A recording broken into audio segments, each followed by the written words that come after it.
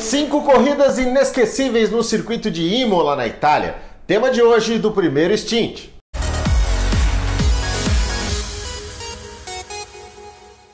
Em 2023 não tem Fórmula 1 em Imola, você sabe, a corrida foi cancelada em função das fortes chuvas e do estado de calamidade na região da Emília-Romanha. Mas nem por isso a gente deixa de falar dessa pista que entre idas e vindas já está há mais de 40 anos no calendário. Hoje vamos relembrar 5 provas marcantes no Autódromo Enzo e Dino Ferrari, que leva esse nome em homenagem ao comendador, fundador da Ferrari, e ao filho dele. Claro que tem passagens muito tristes também, e a gente vai falar delas, mas começamos a nossa lista com um episódio mais leve, no mínimo divertido para os fãs brasileiros, especialmente aqueles que não iam muito com a latinha do Alain Prost. Estou falando de um dos maiores vexames da carreira do piloto francês. Volta de apresentação do Grande Prêmio de San Marino de 1991. Torcida italiana em peso nas arquibancadas, como sempre, e o Prost consegue a proeza de rodar a caminho do grid na aproximação da curva Rivasa. Pior do que isso, foi ficar lá, travado, e não conseguir disputar a prova, tirando a Ferrari da corrida de casa antes mesmo dela começar. O segundo GP da lista é o de 1982, marcado pelo boicote das equipes inglesas, nominalmente Brabham, McLaren, Williams e Lotus, que discordavam da interpretação que a FISA, a Federação Internacional na época, dava para o regulamento técnico, o que tinha resultado na desclassificação do Piquet da Brabham e do Rosberg da Williams no GP do Brasil algumas semanas antes. Mas não é disso que eu quero falar, é sim de um dos maiores conflitos internos já vividos dentro da Ferrari. Didier Pironi versus Gilles Villeneuve.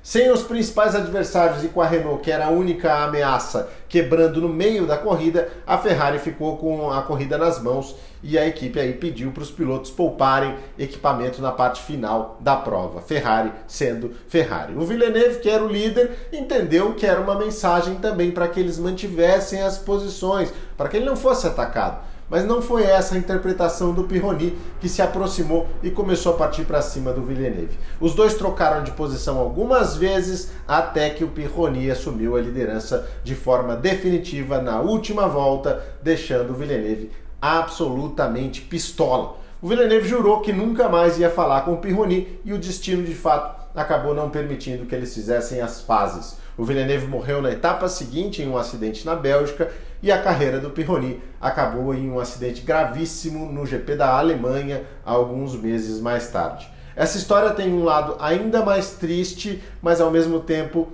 bonito. O Pironi morreu em 1987, aos 35 anos, quando corria de barco.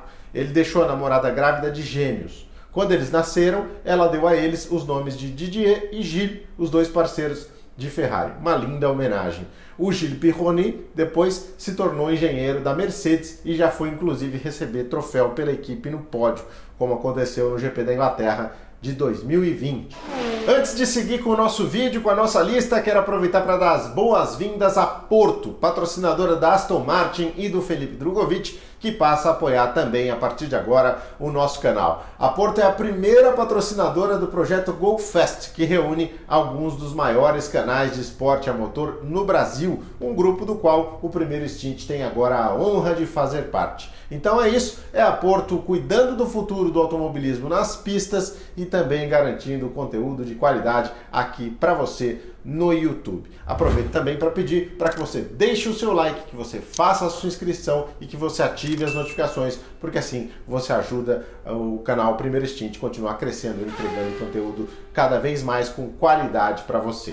No terceiro GP da lista, a gente começa a perceber os perigos de Imola. Foi lá na curva Tamburello, a mesma onde o Ayrton Senna perdeu a vida alguns anos depois, que o Nelson Piquet sofreu um grave acidente, o mais grave da carreira dele na Fórmula 1, em 1987. Essa pancada tirou o Piquet da corrida e deixou ele zureta o resto do ano. O Piquet comenta que perdeu profundidade na visão, então ele tinha muita dificuldade ali para se ajustar com os pontos de freada e que evidentemente escondeu isso da equipe médica e de todo mundo para poder continuar correndo. O que valeu a ele o título mundial daquela temporada.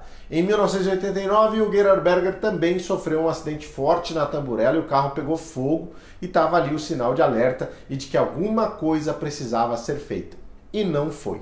Ampliar a área de escape era algo fora de cogitação, porque atrás da Tamburello passa o rio Santerno, que atravessa toda a comuna de Imola. Esse rio, aliás, é o responsável pelas cheias que a gente viu atingindo o autódromo nas fotos desta semana.